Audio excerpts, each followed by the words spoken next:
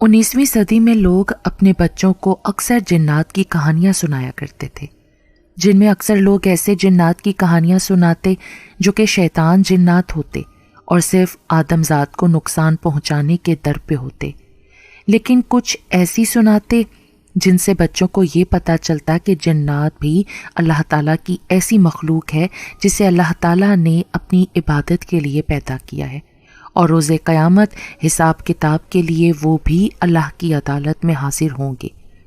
جو کہانی میں آپ کو سنانے جا رہی ہوں یہ بھی ان دنوں کی بات ہے جب ابھی تک موٹر کار، گاڑیاں، ریل، موٹر سائیکل جیسی کوئی بھی چیز سڑکوں گلیوں میں چلنے کے لیے دستیاب نہ تھے۔ لوگ سفر کے لیے گھوڑے گاڑیاں اور خچر گاڑیاں استعمال کرتے تھے۔ وادی کشمیر کے شہر کپواڑہ کے گاؤں لال پورہ میں سکینہ نامی ایک دائی رہتی تھی جس پر لوگ بہت یقین رکھتے تھے۔ اس نے صرف اپنے گاؤں میں ہی نہیں بلکہ آس پاس کے گاؤں کی عورتوں کو بھی زچگی کے دوران مدد کی تھی اور ان کی صحت کے بارے میں بھی اچھے مشورے دیتی تھی۔ اس لیے لوگ سکینہ سے مشورے کرنے آتے اور اپنے بچوں کی پیدائش کے لیے اسے گھر لے کر جاتے۔ سب لوگ سکینہ دائی پر آنکھ بند کر کے یقین کرتے اور اسے دائی اماں کے نام سے پکارتے۔ وقت گزرنے کے ساتھ ساتھ سکینہ بوڑھی ہو گئی، اب اسے آنکھوں سے کم نظر آنے لگا۔ اسی وجہ سے لوگ اب اس پر یقین نہیں کرتے تھے کہ دوران زچگی ان کی عورتیں دائی اماں سے محفوظ ہوں گی یا نہیں، اس لیے کوئی بھی دائی اماں کو اب اس کام کے لیے نہیں لے کر جاتا تھا۔ دائی اماں اپنے گھر کی واحد کفیل تھی۔ ان کا ایک بیٹا تھا جو بالکل بھی کام نہ کرتا اور سارا دن گھر پر پڑا رہتا، جی بھر کر نشہ کرتا، پیسے نہ ملنے پر اپنی ماں کو تنگ کرتا اور اکثر ہاتھ بھی اٹھاتا۔ دائی اماں مجبور تھیں کیونکہ اب کوئی بھی ان پہ یقین نہیں رکھتا تھا، بس لوگ مشورہ لینے آتے اور بغیر پیسے دیے چلے جاتے تھے۔ ان کے گھر میں فاقے پڑنے لگے اور اوپر سے دائی اماں کا بیٹا انہیں تنگ کیا کرتا۔ ایک دن ہمسائے کے گھر کا ایک بچہ دائی اماں کو بلانے آیا۔ دائی اماں ان کے گھر گئی بڑی امید کے ساتھ، لیکن انہوں نے بھی مشورہ کر کے دائی اماں کو یہ بول دیا کہ اب آپ جا سکتی ہیں، ہم آپ سے بچے کی پیدائش نہیں کروا سکتے۔ دائی اماں دکھی دل سے گھر سے باہر آ گئیں۔ ان کی آنکھیں نم تھیں۔ تبھی گلی میں انہیں اپنے سامنے ایک بلی بیٹھی نظر آئی۔ وہ بلی بالکل کالی تھی۔ اندھیرا چھا رہا تھا اس لیے دائی اماں کو ٹھیک سے نظر نہیں آ رہا تھا، لیکن اپنے تجربے کے حساب سے انہوں نے بلی سے کہا کہ کاش تو انسان ہوتی تو میں تجھے ضرور کہتی کہ اگر تیرے پاس اولاد ہونے والی ہے تو مجھے ضرور بلانا۔ اتنا کہہ کر دائی اماں وہاں سے چلی گئیں اور بلی بھی اپنی مخصوص آواز نکال کر وہاں سے چلی گئی۔ وہ کچھ کہنا چاہتی تھی لیکن کہہ نہ پائی۔ جاتے ہوئے اس کی آنکھیں ایسے چمک رہی تھیں جیسے وہ بہت کچھ اپنے دل میں رکھے ہوئے ہے۔ دائی اماں اپنے گھر واپس آ گئیں تو اس کے بیٹے نے کہا کہ آج پھر خالی ہاتھ آ گئیں، کتنی بار کہا ہے کہ جب گھر آؤ تو کچھ لے کر آیا کرو۔ اور اسی کے ساتھ وہ شراب کے نشے میں دھت دائی اماں کو مارنے لگا اور پھر نیچے گر گیا۔ دائی اماں اپنی قسمت پر روتے ہوئے چارپائی پر لیٹ گئیں اور پھر نہ جانے کب ان کی آنکھ لگ گئی۔ رات کا نہ جانے کون سا پہر تھا جب دروازے کی کھڑکھڑاہٹ کے ساتھ دائی اماں کی آنکھ کھل گئی۔ اس ٹائم کون ہو سکتا ہے؟ وقت دیکھا تو رات کے 1 بج رہے تھے۔ دروازے پر آئیں اور پوچھا کہ کون ہے، تو آواز کسی مرد کی تھی جو کچھ کہہ رہا تھا کہ ہمیں آپ کی ضرورت ہے، آپ کو لینے آیا ہوں۔ دائی اماں نے دروازہ کھولا تو سامنے ایک مرد کھڑا تھا جس نے سر سے لے کر پاؤں تک ایک کالے کپڑے سے خود کو ڈھانپ رکھا تھا۔ دائی اماں اسے دیکھ کر گھبرا گئیں۔ کہاں سے آئے ہو تم بھائی؟ میں ساتھ والے گاؤں سے آیا ہوں، آپ جلدی میرے ساتھ چلیں، ہمیں آپ کی سخت ضرورت ہے۔ 1 سیکنڈ، میں ذرا اپنے بیٹے کو بتا دوں۔ دائی اماں نے اپنے بیٹے کو بہت آوازیں دیں لیکن وہ نکھٹو شراب کے نشے میں دھت بے ہوش پڑا ہوا تھا۔ جلدی چلیے، وہ پھر سے مخاطب ہوا۔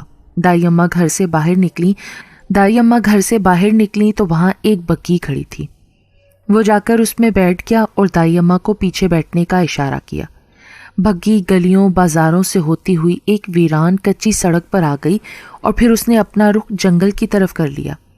دائی اماں کو کچھ کھٹکا لیکن وہ کچھ نہ بولیں اور چپ کر کے بیٹھی رہیں۔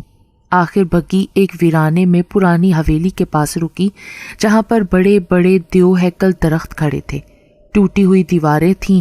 حویلی کی ہر طرف خوف و ہراس پھیلا ہوا تھا. وہ آدمی دائی اماں کو لے کر اس حویلی کے اندر چلا گیا. وہاں پر 3 مرد اور کھڑے تھے. کچھ بچے اور عورتیں بھی تھیں. ان کے قد اتنے بڑے تھے جیسے چھت کے ساتھ لگ رہے ہوں. ان کے قد دیکھ کر دائی اماں سمجھ گئیں کہ یہ کوئی انسان نہیں، جنات ہیں، اور وہ اس وقت جنات کے بیچ موجود ہیں. اس مرد نے بھی اپنے چہرے سے پردہ ہٹایا تو اس کی شکل دیکھ کر دائی اماں نے خود کو بڑی مشکل سے سنبھالا. وہ بہت خوفناک شکل تھا. آہستہ آہستہ اس کا قد اور بڑھنے لگا. لیکن دائی اماں اتنا سمجھ گئیں کہ یہ کوئی برے جنات نہیں بلکہ اچھے جنات ہیں. انہیں کوئی نقصان نہیں پہنچائیں گے بلکہ وہ خود مدد چاہتے ہیں.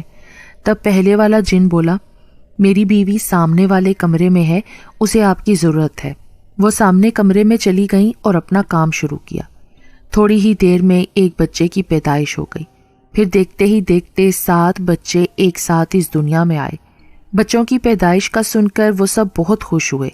تبھی دائی اماں نے کہا کہ اب 4 بجنے والے ہیں، مجھے میرے گھر چھوڑاؤ.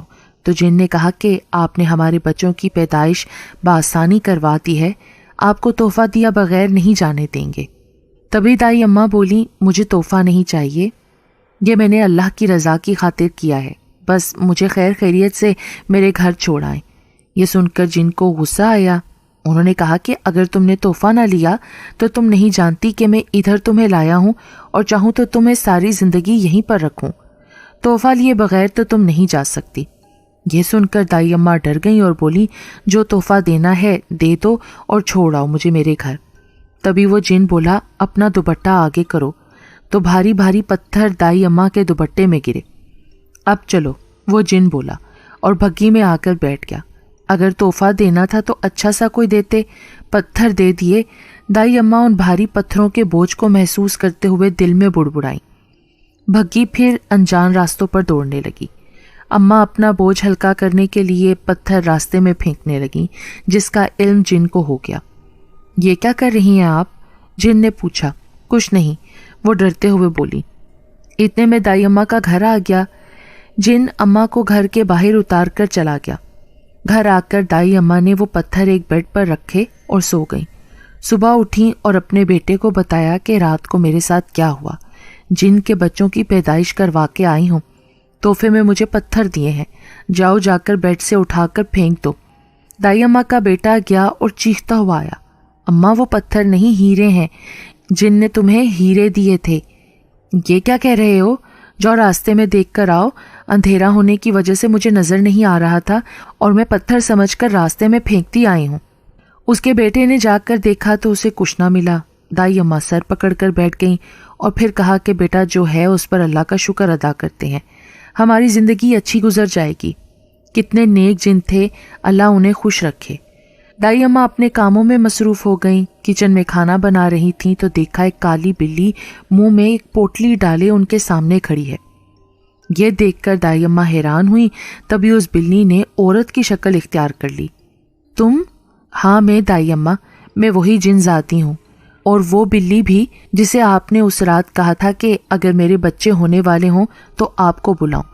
تبھی میں نے اپنے شوہر کو اپنی زچگی کے وقت آپ کو لانے کو کہا تھا، اور یہ ہیرے میں آپ کو دینے آئی ہوں جو کل آپ راستے میں پھینک رہی تھیں، جسے میرے شوہر نے آپ کو پھینکتے ہوئے دیکھ لیا تھا اور آتے ہوئے انہیں راستے سے اٹھا لیا، آ کر مجھے دے دیے کہ میں صبح آپ کو دے دوں اور آپ کا شکریہ بھی ادا کروں. امید کرتی ہوں کہ ہمارے تحفے سے آپ کی کچھ مشکل آسان ہو جائے گی. یہ کہتے ہوئے وہ جن ذاتی غائب ہو گئی، اور میں ان جنات کو آج بھی دعائیں دیتے نہیں تھکتی جنہوں نے میرے بڑھاپے میں میرا ساتھ دیا.